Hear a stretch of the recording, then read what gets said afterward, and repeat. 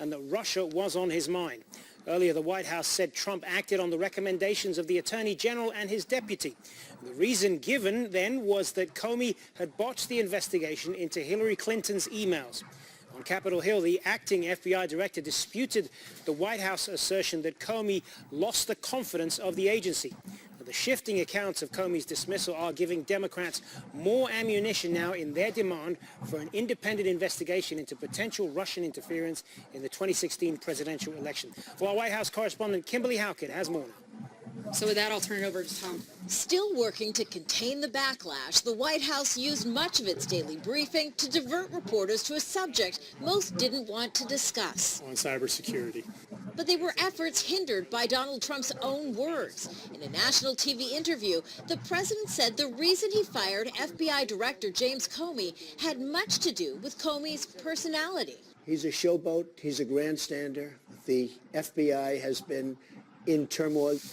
Deputy White House Press Secretary Sarah Sanders struggled to defend Trump's comments, many viewed as unprofessional and inappropriate. He fired him because he was not fit to do the job. It's that simple. This shouldn't be a complicated process. The president knew that Director Comey was not up to the task. He decided that he wasn't the right person in the job. He wanted somebody that could bring credibility back to the FBI. In his interview, Trump also defended his assertion in Comey's termination letter that he was not under investigation for potentially colluding with the Russians during the U.S. 2016 election. He says Comey assured him twice on the phone and also during a private dinner. We had a very nice dinner, and at that time he told me, "You are not under investigation." The White House says there's nothing improper about the president pressing Comey about the FBI investigation. The deputy press secretary says Trump's actions were not an attempt to influence Comey's investigation. I don't see that as a conflict of interest. What Sanders says is a conflict, however, are statements by the president's political opponents. She listed members of Congress, including the top Democrat in the Senate, complaining about Comey's termination. But just weeks ago, he called for Comey to be fired. Senator Chuck Schumer said, "I don't have confidence in him any longer." Trump's Democratic opponents argue the president may have been trying to derail the FBI investigation into possible collusion between Russian officials and Trump associates. They're accusing the White House of a cover-up. Kimberly Halkett, Al Jazeera, Washington. Well, Comey's firing was the subject of frequent questioning at a Senate Intelligence Committee hearing. Our Washington editor, James Bays, has that. 6 of the heads of U.S. intelligence agencies giving evidence, but one of those originally invited was not here. Deputy and now acting FBI Director Andrew McCabe in the place of James Comey.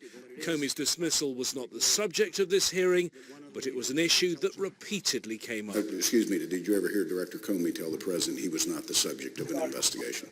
Sir, I can't comment on any conversations the director may have had with the president.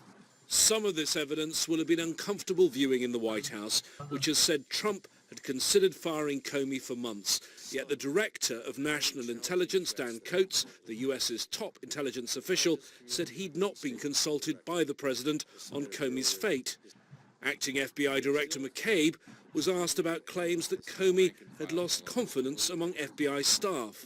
Director Comey enjoyed broad support within the FBI and still does to this day. I can confidently tell you that the vast majority of FBI employees enjoyed a deep and positive connection to Director Comey. During the hearing, the man who wrote the memo for President Trump detailing Director Comey's failings made a surprise visit to Capitol Hill. Rod Rosenstein, the Deputy Attorney General, came to see the top Republican and the top Democrat on the committee. After the meeting, the senators were asked about Trump's controversial claim that Director Comey was fired for being a showboat. I thought he had made some mistakes last fall, but I never called for his resignation. I thought he was a straight shooter.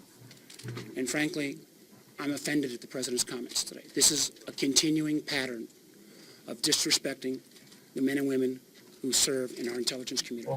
There is considerable skepticism on Capitol Hill about the constantly evolving statements coming from the White House. It's coming from Democrats and increasingly from some Republicans too. James Bays, Al Jazeera.